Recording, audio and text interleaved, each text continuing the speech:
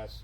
It's, in my opinion, the grip and trigger control, which is actually harder. So, with the grip first, you think about it, if you don't care about time, the grip actually doesn't matter.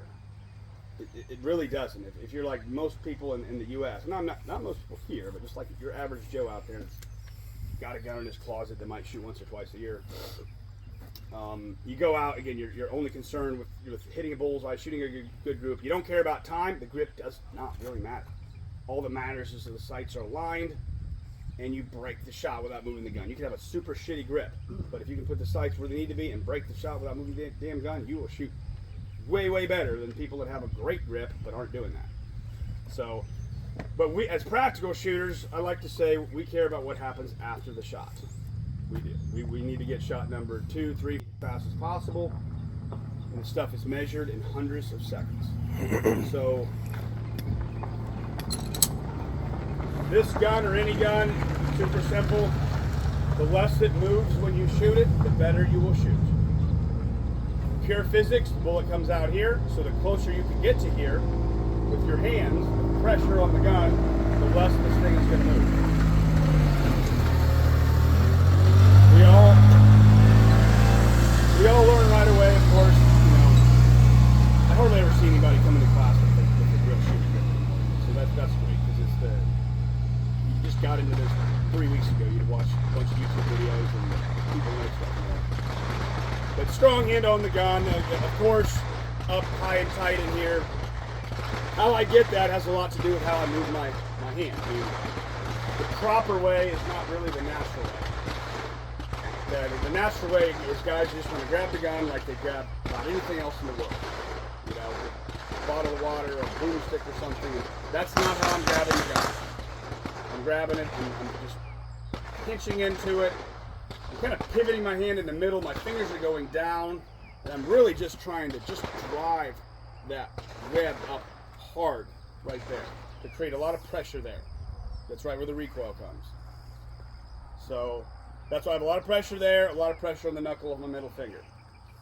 Pressure makes a big difference because then the gun doesn't shift in your hand. The worst thing you can have when you're shooting the gun fast, and people have it more with the other hand, support hand, they have the gun sliding or slipping just a little bit in your hand, throws things off. So most people, it's the other hand that they could improve on. Simply being able to get higher and further forward. And I have a fairly extended grip. I'm not stacked up down here. I take advantage of that full length of that Glock trigger guard. I kind of roll all the way out, and I'm getting higher and further forward.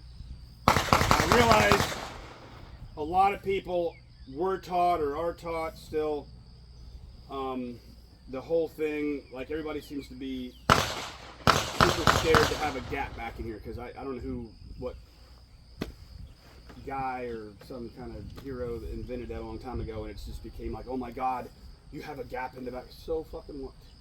Like it, yeah. I don't even get it. But a lot of guys are, and honestly, some guys with bigger hands and whatnot, it works. It works. So I'm not saying that's wrong in my ways, or I'm not saying that at all. I'm just saying there are a couple ways to do this, and both of them can work. For me personally, if I do that, where I bring my hand all the way back, and I have this even pressure all the way down here, and I don't have a gap. Now my hand is lower and it's further back than the way I do it. I can totally feel the gun moving more in recoil, which I personally just don't like that. I'd rather it move less. So I kind of roll forward a little bit more and higher, and that just, it makes a big difference. Along with doing that, I turn my support hand in a little bit. So rather than squeezing back here, I'm turning in with both hands. Kind of counter pressure, right? And I have a lot of pressure right here behind my thumb on the gun. I like to be up about to the trigger guard.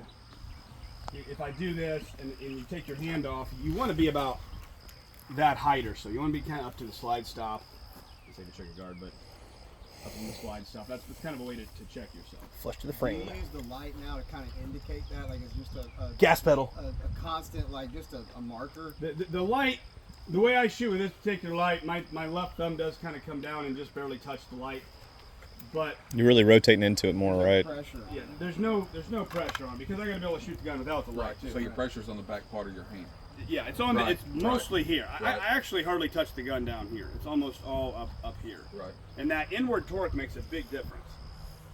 I do this weird thing with my thumb. Most people on their left thumb, they have their thumb kind of up or straight, and I bring it down.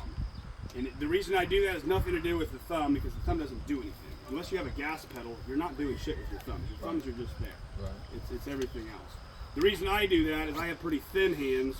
I don't have this big muscle shelf here. So when I bring this thumb down, this muscle right here just really drives and creates more pressure into the gun. Okay. And I can feel that, you know, more pressure into the gun generally means the gun moves less. And I just like the way Tense that muscle is dense muscle. So some guys especially have bigger, more meat right here in their hand. They don't have to do that. But that's really what I'm doing there. The inward torque makes a difference because so many guys, and it depends on the gun you're shooting.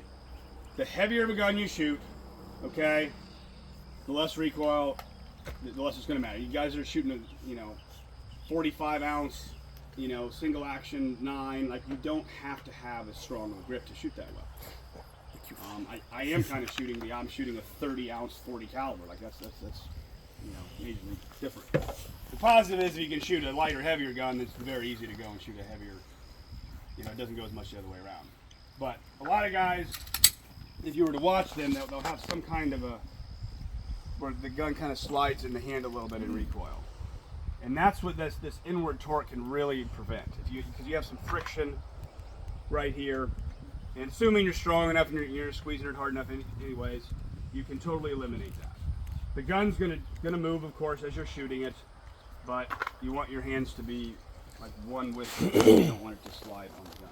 So it's essentially that. I like to have a little more of an aggressive stance. Like if you look at me, if you're just looking at my form, basically from my waist up, from a 90-degree angle, I really like to have my arms parallel with the ground. So I will be slightly forward, my shoulders slightly up, my head slightly down. And so the gun my arms are in the same path of the recoil, which really helps when you're shooting faster. A lot of guys, and it's a body shape thing and flexibility thing makes a difference, but a lot of guys are more like this. They're super upright, erect, their head's all the way up, their shoulders are all the way down. Now just look at the angle of my arm from my shoulder to the gun. You have an upward angle. You're not in line with the recoil. It's always going to come from the eye to the gun. Your arm is in a different line, so you will totally get more, I call it forearm bounce. Your arms will come up and down more. Force transfer. You're creating a whole realm of movement that you do not want to have at all. Now it depends on what you're doing. If you're never shooting faster than a 50 split, and you're, then you can kind of get away with that. But when you want to be able to run that gun at a 20 split, 6 shots a second, and shoot that gun basically as fast as you can, and then hit shit out to a little bit farther, that's where it's going to matter a lot more. And that's kind of that's where I measure. We'll do some different things out here. If I had to measure how good of a shooter somebody is, that's honestly the question I'd ask, is how far away can you go and actually still shoot the gun as fast as you can and be pretty much right here on the target. And yeah, we'll kind of get to that. But with the grip, half of that is all that shit I just talked about with the fingers and the hands and all that. That's half of what matters, okay? The other half of what matters is what you can't see. And that's going to be the pressures that you put on the gun during recoil in order to get the gun to come back to the same spot. Hopefully, right? That's just, it's harder to teach.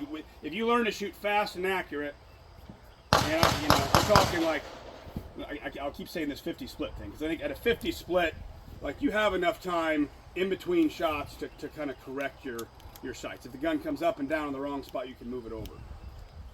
But when you start shooting, and I'm not talking like super close, like you do a lot of stuff at 15 yards. There's a lot of good shooters. They never learn to shoot faster than a 50 split at 15 yards. Because if you can even shoot a 50 split, you're good. The best guys in the world can shoot freaking twice that fast. So you start getting to, I don't know, whatever, the 30 splits or something, or the 20s, there's not time in between the shots to correct. Like your sight, you fire a shot, the sight comes up, it comes back down, and wherever it comes back down, that's got to go off right there.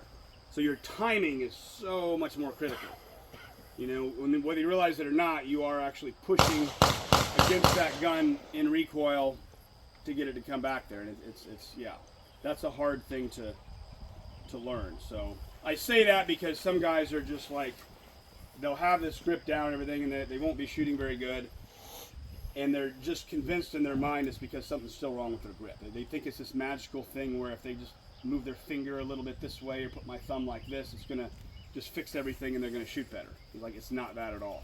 It's not a physical thing of where your fingers are at. It's the timing you have that you have to develop and learn. And that's tougher because people want it to be a physical thing. Thank you. But it's not. It's like two guys throwing darts on a dartboard that look exactly the same physically the way they're doing it, but the one guy is just noticeably better than the other guy because it's something inside that he's developed that you can't put your finger on. So just, you know, the thought there. Last part of this, trigger control. Hardest thing about shooting a pistol, especially fast. And what we're going to do, we're going to go out here. I kind of do this pretty much with everybody. We'll start out at 15 yards, and I'm going to have you guys shoot some 6-shot groups at different speeds at 15 yards. 15 is not super far, but it's not super close. It's far enough things show up. 6 shots is also shows more how well you can run the gun. Shooting 1 or 2 shots at a time, you can get lucky with 1 or 2. You don't get lucky with 6. So starting out, just have everybody shoot a few groups with no time limit. That's probably the only thing we do where, like, I don't care about time at all. Just how accurate can you shoot 6 shots on target? When there's no time limit, there's no excuse for jerking the trigger, right? You're coming up there.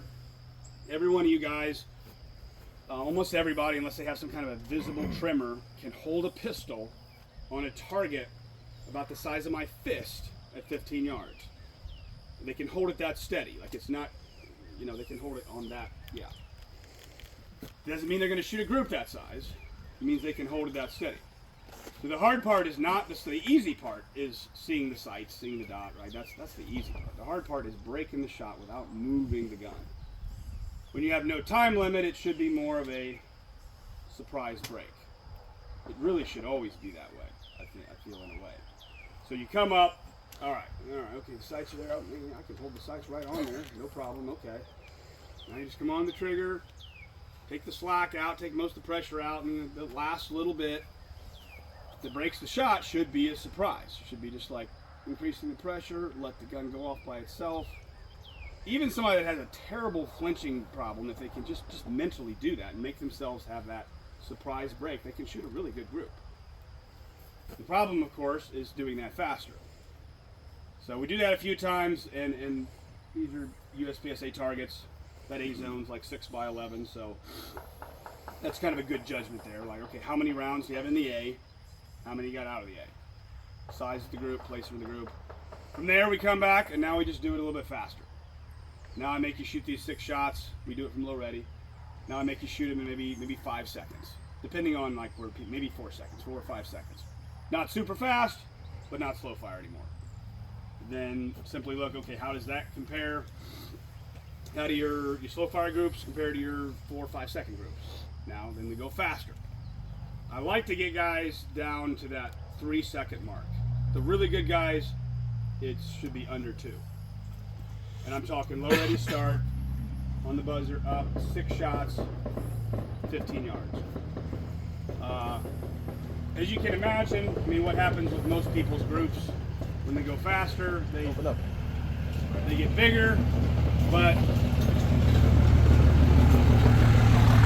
almost more concerning than having the groups get bigger is seeing the directional shift. Most people, right-handed shooters, the faster you go, right, you got the whole low left thing with so many people. Some people little, some people a lot, some guys are straight left, some guys are straight low. Usually, once in a while, 1 out of 10 guys will actually be the other way. That's me. But it's usually Left-handed shooter would kind of be the opposite, would be low and to the right. Yeah. Yeah. So, damn, that is so hard to get past. And the faster you go, the more you see that. So why is that happening? I mean, number one, it's just human nature to fear loud explosions going off in front of your face. That affects some people more than others. Some people are genetically predispositioned more to just not be able to do that well. Sound sensitivity. The main reason, though, I think it's real simple, is just that finger. It's not in our human DNA to have this finger just work by itself, separately and independently from the other fingers. So it's two things. Faster you go, the more poundage you have to press, the more likely you are to move that. The faster you're shooting, heavier the trigger you got to press, the more likely you are while you're doing this to also do the same thing just a little bit with the other finger and the rest of the hand. It's not the finger. I mean, when people jerk the trigger, it's not the finger that's moving the gun. It's the other fingers. Almost always it's the other fingers. The problem is that it's happening when guys are doing that. It doesn't take very much, right? Just a few millimeters with the gun is just inches downrange. But it's happening so close to the gunshot that guys don't feel themselves doing it. It's very hard to fix a problem if you cannot sense yourself doing it wrong in the moment.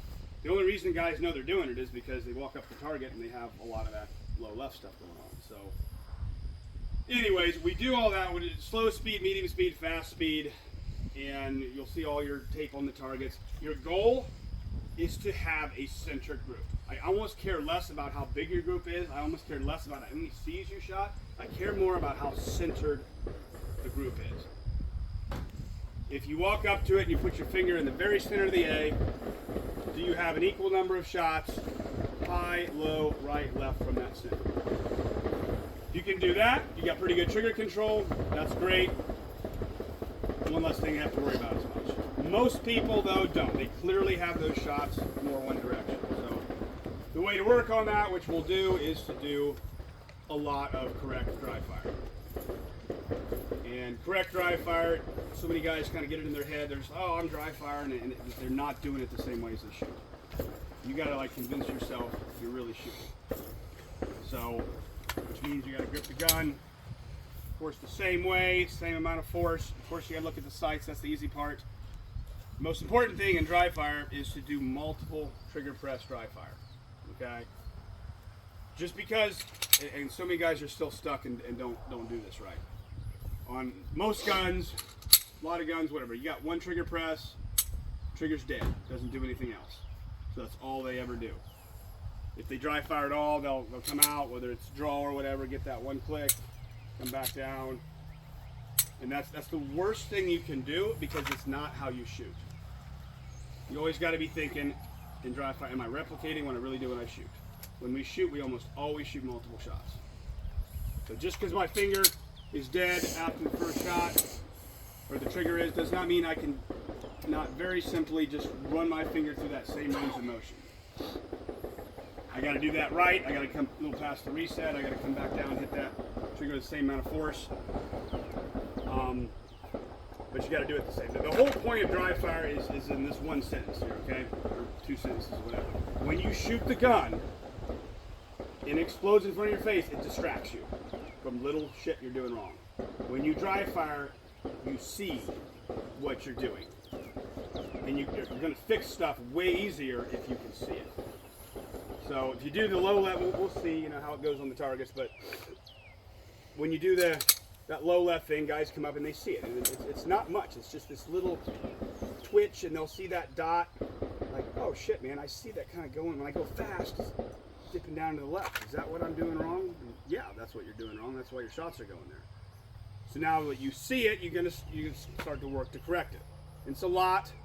This whole grip thing can negate some of it. Most of it's the magic of the finger, though. This is where I encourage, like, when you're watching other shooters, you watch somebody shoot, look as close as possible at somebody's hand when they're shooting, their firing hand. And the lower level guy, the guys that aren't as good, you'll see they'll be moving their entire finger as they're shooting. And you'll be able to look at the back of their hand, and you'll be able to see muscle tension coming and going in the back of the hand, just a little bit. And that's terrible. On a handgun, you cannot get away with that. You can get away with that a lot more on a rifle, on a long gun, but a handgun is much harder, right? And we all know that, really. The better shooters, the guys that have mastered it more, what you're going to see is their ability to just move the last couple digits of that, joints of that finger. And from here back, have almost no movement. Just be able to move that. That's simple to understand. You can explain that to somebody, and most people go, yeah, that makes sense why you would want to do that, and keep all this finger pressure and hand pressure the same, but your body just doesn't want to work like that, or human bodies don't want to work like that. So the only way to do it is to do that thousands of times, trying to get your body to actually change. There's examples of a lot of things in life. If you try to get your body to do something it doesn't want to do, but if you do it enough, over time, your body actually changes. And I really believe that with the better shooters. They've done, some guys are maybe a little more gifted than others, but they've tried to do that so many times their body changes. One of the simplest things you can do with a gun, I do about every day when I pick one up, is just pick an object out somewhere, a light switch or something, and just come out and just, 1, 2, 3, 4, 5, and get 5, 6, 7, 8, 10 fast trigger presses, and making sure I can hold the sights centered on the target. They're going to move. With the dot, you see more movement.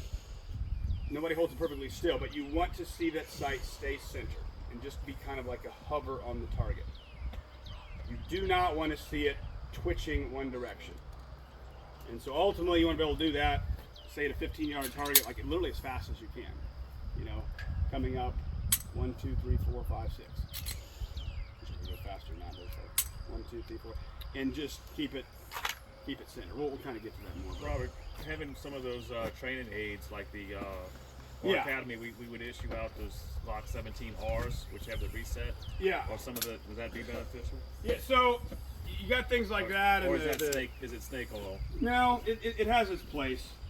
Like that, the SIRT pistol, the dry fire mag, things like that. There's positives and negatives. The positive is, and I think it's good for beginning guys to do some of that, because when you do it this way, you could possibly cheat that, right? You can't cheat the first one. If it's a 5-pound trigger, you got to press 5 pounds to get the click.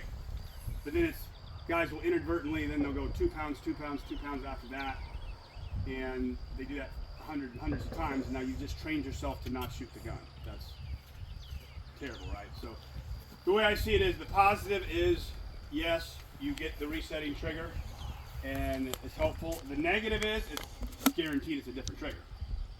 It's a different weight, different breaking point, and so I would say in the beginning, maybe mix it up. Maybe do half and half, or maybe less than that, as far as the dry fire mag type thing versus the I just know, like, when I have all those things, people have given me different things and whatnot, and when I trained on them long term, and I did like most of my dry fire on them, and went to shoot a real gun, it's like, shit, now I'm not used to this trigger, because I just did thousands of reps on a trigger that's not what I'm actually going to shoot. Now, of course, mine, I'm only getting the first trigger press, right? But it is the exact trigger press that you get when you shoot the gun. I like that. I wish I could get all my Glock triggers the same, but I can't, because they're all just a little different. You could blindfold me and put 10 of them in front of me, and they could be the second. I can tell a difference. And the better somebody gets, the more difference you can tell. So you want to be really in tune with that, with that trigger. So I don't know. That's an answer, but it's good in some ways. I think for the more experienced shooter, the better you get, the less you're going to want to use that. What about the nature, like the ever-evolving airsoft, blowback pistols, stuff like just for training aid stuff? I mean, is that stuff better than just? I think it can be if you're doing it right. I mean, obviously the trigger's gonna be different, like you were saying. The biggest danger, I mean, you're getting reps of, okay, the positive, you're getting draws, you're getting the reloads and moving the gun around right. The biggest danger in airsoft or dry fire or anything that has little to no recoil is you will very naturally start to relax your grip. Okay? If you're not conscious of it. Because you know what? You can actually you can last a lot longer and you can go faster if you relax your grip. But it translates terrible to a real gun. So in dry fire, the number one thing is to be mentally connected when you're doing it. And by mentally connected, if I'm in my house, man, and I'm shooting on the wall, I know the gun's empty. I've checked it a bunch of times, but I'm trying to convince myself I'm going to shoot real bullet holes in the wall of my house.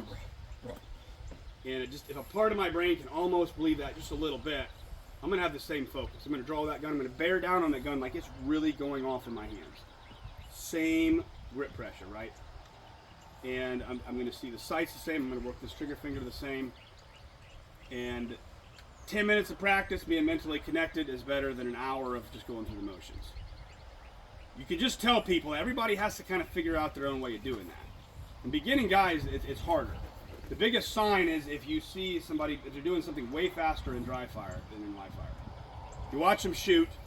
I've seen this guy shoot a bunch. Okay, now I tell him to dry fire. He's dry firing this, and he's like, dude. I'm like, dude, you're not going to shoot it that fast at all. I've seen you shoot. Why are you pretending to do it that fast?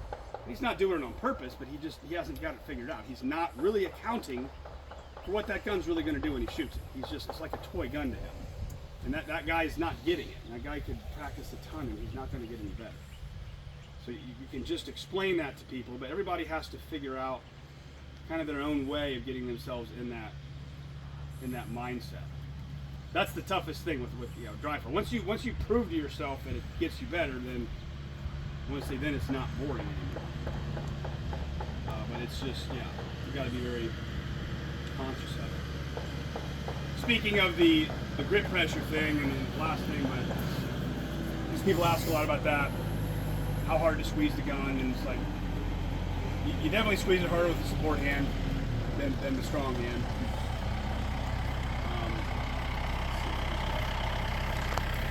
Old Chuck. So yeah, with the grit, you're squeezing the gun harder with the support hand than the strong hand, because the strong hand this is fine motor skill a little bit more, right? I think most of us pretty much you know that.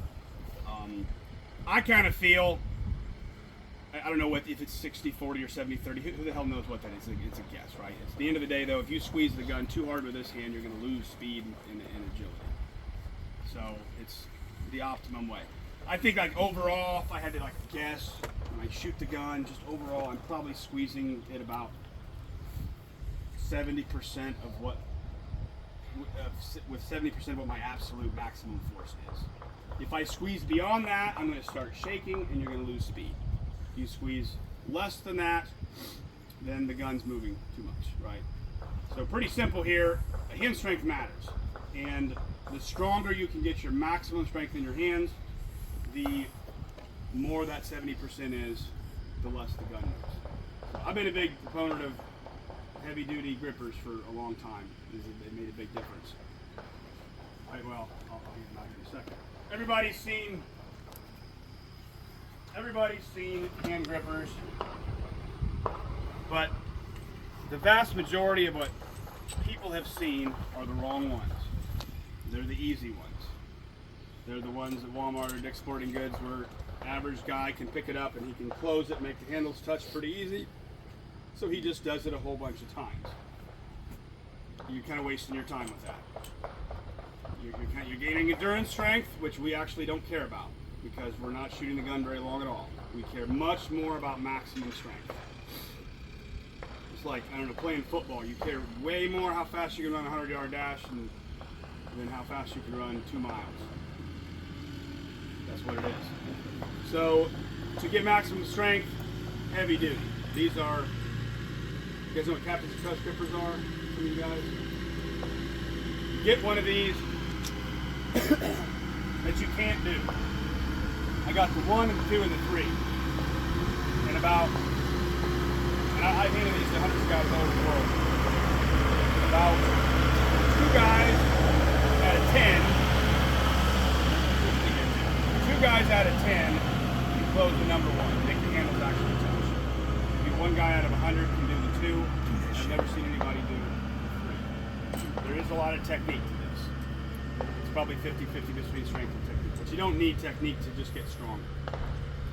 So the workout is super simple. Get one you can't close, and you do about 8 or 10 reps at a time but you do it 100% effort with every rep because you can't close it. So you're just 100% maximum. 8 or 10 reps, right hand, 8 or 10 reps, left hand. Give it a few minutes, maybe do another set. And you treat it like real weight training. You do it every couple days or a couple times a week.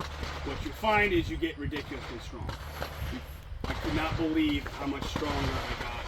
I grew up on a farm, baling hay. I did arm wrestling competitively a little bit. I just thought I had strong heels. I started using these in like 1 month. Very clearly got stronger. I picked up the one. I did the one the first time I picked it up, but it took everything I had. 2 weeks later, I'm closing the one, and I got some strength left over. So you can clearly see where you get strong. You don't see that with the easy one. Did I do 40 reps or 50 reps? It translates well into the shooting. Are you getting those from like Road Fitness? Online. Iron Maid or whatever? Iron Mind is the name of the company. Captains of Crush Grippers, what they're called.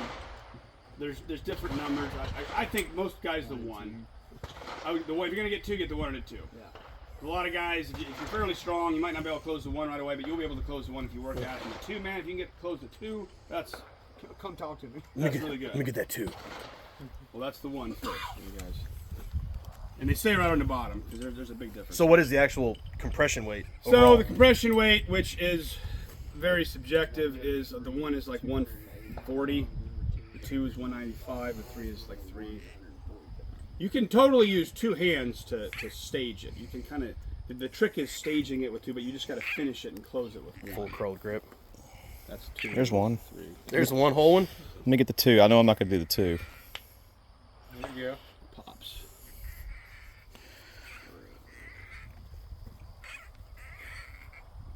Yeah, the 2 is where I stop, about halfway. See, the key is to, and it's if you want to try to close it, it's to take 2 hands. You can Poke kinda it into stage the- it, and you're just staging it and Okay. closing it. Stage it. Let me stage it for you there, Big Hoss. And see his leverage because you're too high on